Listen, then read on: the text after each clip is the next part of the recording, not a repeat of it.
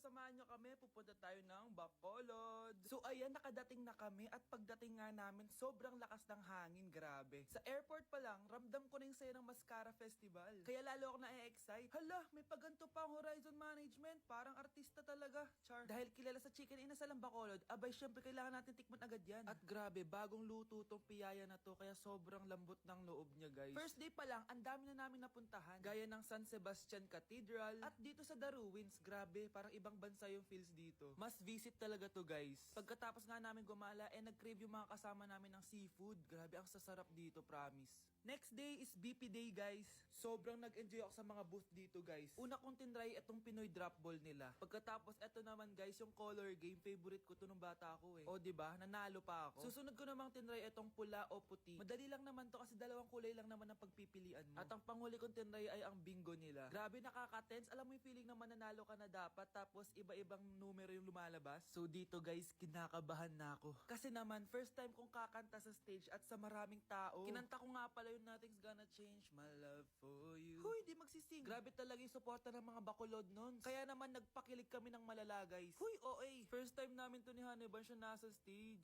Thank you so much po, BP, sa sobrang sayang experience na to. Hindi ko talaga to makakalimutan. After namin mag-perform, gumala na kami dito sa may Lacson Street. Sobrang haba pala nito. So ayun, guys, sana nag-enjoy kayo dito sa mini vlog ko and see you guys next time. Mga anak! Aba! Tanghali na wala pa rin gising? Naku, sinasabi ko sa inyo, pag ako namatay, kawawa kayo! Ano ba yan? Umagang-umaga? Ang dami sinasabi ni nanay. Mga pinagkainan nyo kagabi, hindi kayo marunong magligpit. Ang tatanda nyo na, parang kayong mga bata. Kailangan gisingin natin pagluto. Grabe si nanay. Nauna pa magpagising kesa sa alarm clock ko. O Kyle, kakagising mo lang? Anay, hindi pa po ako natutulog. Ano? Diyos ko po! Nung kabataan namin, 7 p.m. pa lang, tulog na kami. Tapos, ang gising namin, 4 a.m. para pumasok sa school. Hulaan ko, Nay. Tumatawid pa kayo ng bundok tsaka ilog para mag-aral, no? Oo. Buti nga kayo may hatid sundo pa eh. Scarlett! Ayun na, magkikis na sila. Aba, parang anak ng mayaman na. Prinsesa ka?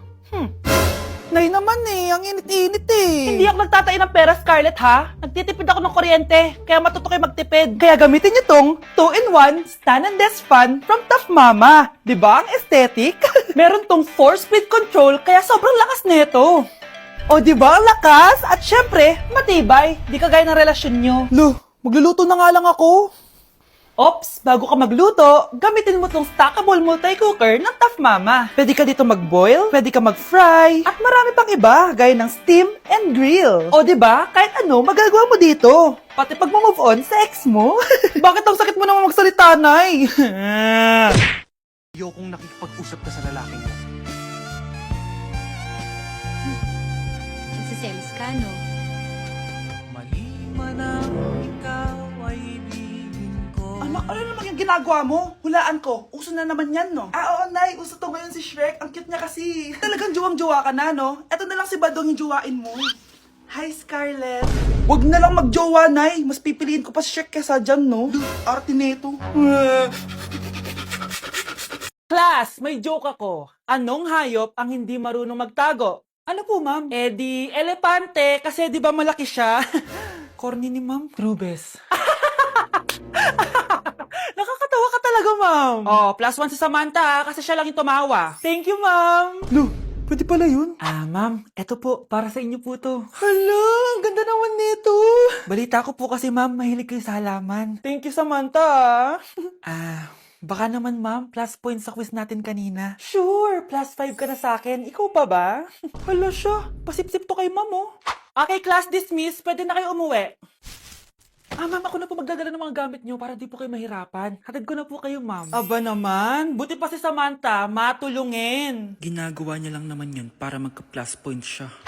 Ay, nakakainis si Samantha, no? Halatang nagpapasip-sip lang siya kay ma'am. True. Kaya siya yung top 1 palagi eh, dahil sa mga binibigay na points si ma'am. Guys, tingnan nyo. Convoy yan ng magulang ni Samantha tsaka ni ma'am. Babayaran daw si ma'am para maging valedictorian si Samantha. Grabe. Sumusobra na kayo. Okay, class, may i-announce ako. Ang valedictorian natin ay si... Sino pa ba? Eh, di si Samantha. Hala, totoo ba? Hindi ko expect. Congrats, Samantha! Ang galing nyo! Ang galing mong bumili ng grades! Ha? Scarlett, sit down! Ay, no! Convo nyo to, di ba? Magkano binigay sa'yo, ma'am? 1,000,000? Wow, easy money! Alo, nagpapabayad si ma'am. Grabe. Ano kaya magiging reaction ng principal pag nasend ko to sa kanya? Hindi yan totoo! I-delete mo yan! Oops! Sorry na send. Deserve nyo yan. Lumalaban kami ng patas dito. Kailangan nyo managot. Oh, bakit may pera na naman dito? Pinamigay ko na ibang pera kahapon na. Kakainis naman. Ma'am, may delivery po kayo. Oh, ano to? Pera na naman? Diyos ko, ayoko neto. Sa'yo na lang, kuya. Ayoko din po niyan, ma'am. Sa iba niyo na lang po ibigay. Sige na po. Ano ba yan? Ang dami ko ng pera eh. Nay, bakit 300,000 na naman yung binigay mong baon sa akin? Hindi ko pa nga nagagastos yung baon ko last week eh. Tapos binilan mo pa ako ng bagong iPhone at iPad. Bawasan mo yung baon ko, ha? Nakakainis ka. Huwag ka na magreklamo. Ang dami na nga natin pera eh. O eto pa. Hindi ko na alam kung saan ko gagastusin to eh. Ay naku, padala kasi ng padala ng pera eh. Tapon ko na lang to. Congrats, ma'am! Kayo po ang grand winner ng 5 million pesos! Ano ba yan? Pera na naman. Pwede ba hindi ko tanggapin yan? Dami ko ng pera eh. Ay, baon na po namin kunin to, ma'am. Sa'yo na po to. Congrats po ulit. Ba't pa ako nagising? Sana ganun na lang yung problema ko. Anak, umaga na oh. Gising ka pa din? Oo, Nay. Bukas na kasi yung thesis defense namin. Kailangan ko reviewin yung mga papel namin eh. Ay naku, baka magkasakit ka na niyan ha. Bahala na, Nay. Last naman na to. Sana makapasa na kami. Good luck anak ha. Galingan nyo. Nay! Na-defend namin yung thesis namin! Wow, congrats anak! Ibig sabihin, oo Nay, gagraduate na ako! Salamat naman at makakapagtapos ka na anak! Oo nga, Nay eh. Worth it lahat ng stress at puyat. Kita ko nga sa mukha mo anak ko, sobrang dry, sobrang dull, tapos parang na-sunburn din oh. Nay, ayoko naman magmukhang zombie sa graduation namin. I got you anak. O eto, gamitin mo to Glad to Glow Brightening Moisturizer. Ginagamit ko to araw-araw anak. Moisturizing talaga at madali ma-absorb ng skin. Take note, suitable to for all skin types. Grabe na yun, nag-brighten talaga yung skin ko. Ready na ako sa graduation namin. O diba, sabi ko naman sa'yo I got you. Love, sorry. Di ko sinasadya. Okay ka lang? Okay lang ako love. Ikaw naman kasi, sinasabayan mo yung init ng ulo ko. Alam mong ayaw ko yun. Nasuntok tuloy kita. Sorry. Okay lang. Next time, wag mo nang gagawin ha. Tara na, bihis ka na. Kakain tayo sa labas. Anong gusto mo? Kakain tayo sa labas. Sige, tara. I love you, Bebu. I love you too. A few moments later. O anak, ba't may pasa ka sa mata ha? Nay, wala to. Sinaktan ka ng jowa mo, no? Manda sa akin yun. Physical touch kasi yung love language niya, Nay. Parang ikaw lang. Okay lang ako, wala to, Nay. Anong ako? Hindi ako ganyan sa'yo, ha? Lo, ikaw nga kapag pinapalo mo ako, sinasabi mo mahal mo ako. Wala to, Nay. Mahal ako nun. Ganon. O sige, dahil mahal kita, dadagdagan natin yung nasa mukha mo! Ang dami na namang hugasin! Anak, maghugas ka nga ng plato dito? Sige po, Nay. Huwag mong hugasan yan. Bakit? Inuutosan tayo ni nanay, oh. Ano ba? Nakakapagod maghugas ng plato. Anak, okay ka lang? Okay lang ako, Nay. Nay, pwede ba akong sumama sa gala ng mga kaibigan ko? Ay, hindi pwede. Gabi na, oh. Delikado na sa labas. Sige po, Nay. Anong sige? Huwag mong papakinggan yan. Sumama ka. Pero tama si nanay. Delikado na lumabas. Hindi mo ba naintindihan, ha? Masaya doon. May inuman. Madaming lalaki. Anak, pa-check up na kita. Ay, di na, Nay. Okay lang ako. Anak, eto na pagkain mo. Bitawan mo ko. Nasasaktan ako. Bakit? Makulit ka, di ba? Sabi kong ayaw ko maligo. Ano ba? May putok na ako. Maligo na tayo. Ayoko! Anak, ano nangyayari sa'yo? Hayaan mo sila. Huwag mo silang papakialaman. Dahil isa ka din naman may saltek. Pero nag-aalala lang naman ako sa anak ko. Nagmana lang naman yan sa'yo. Nay, may saltik ka din? Hala, nasan sa crush ko? Hala, di na naman gumagana tong cellphone ko. Kakainis naman. Ayan, di kasi iniingatan, kaya nasisira. May kakilala akong gumagawa ng phone best. Gusto mo? Libre lang. Libre? Sige. Pwede ba? Ginagamit ko kasi ito pang school eh. Oo, best ako bahala. Bukas okay na yan. Tiwala ka sa akin. The best ka talaga. Ito, ingatan mo yan na. Best! Charan! Okay na. Sabi ko naman sa'yo, maayos to eh. Wow, totoo nga. Naayos nga. May magagamit na naman ako. Bes, kain ka muna. Ay, wag na Bes. May gagawin pa ako sa bahay eh. Kita na lang tayo bukas ha. Sige Bes. Thank you ulit ha. Ikaw lang talaga mapagkakatiwalaan ko. Yes, makakanood na ako ulit ng mga k-drama. Sino yung mabahong yun?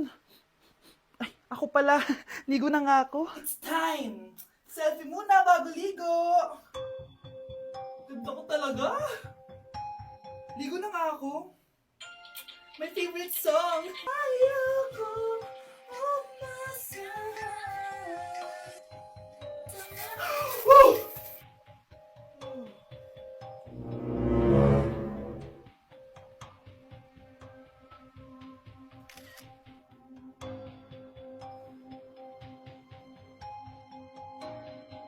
Ay, nagugutom na ako. Lobat na ako. Nasaan yung charger na phone ko? Nandito lang yung kanina. Nay, nawawala yung charger na phone ko. Bakit anak? Ano ba naman yun anak? Palagi ka na lang may nawawala. Hindi ka kasi naghahanap ng maayos. Eto lang oh. Oh, ano to? Lo, paano nangyari yun? Next time kasi, gamitin ng mata, hindi ang bibig. Oh. Opo, Nay. Nay, biglang nasira tong phone ko. Ginagamit ko pa naman to sa school. Pwedeng palitan mo? Ah, nasira yung phone mo? Wait lang. Oh, ito, gamitin mo. Lo, luma na to ah. Bilan mo na lang ako ng bago, Nay. Naku, tigil-tigilan mo ako dyan, anak ha. Pinang-test-trap ko lang naman yung luma mong phone. School ka pa nalalaman dyan. Sorry, sige, okay na to. Nay, nakailang tinapay na ako pero gutom pa din ako. Anak, nakakabitin talaga yun sa breakfast, tapos bitin din sa nutrisyon. O eto, bagong Energen. Mas pinadami na ang cereals nito, kaya talagang mas matagal na ang busog mo. Talaga ba, Nay? Oo, mas mabubusog ka dito at mas complete nutrition pa to compared sa tinapay. Dahil meron na tong carbs, fiber, protein, at mga vitamins. Kaya sulit talaga. Ang dami nga cereals, Nay. Tapos with milk pa. Ramdam ko na agad yung busog, Nay. Oh, may problema ka pa? Sabihin mo na lahat sa akin. May solution ako dyan. Go, Nay.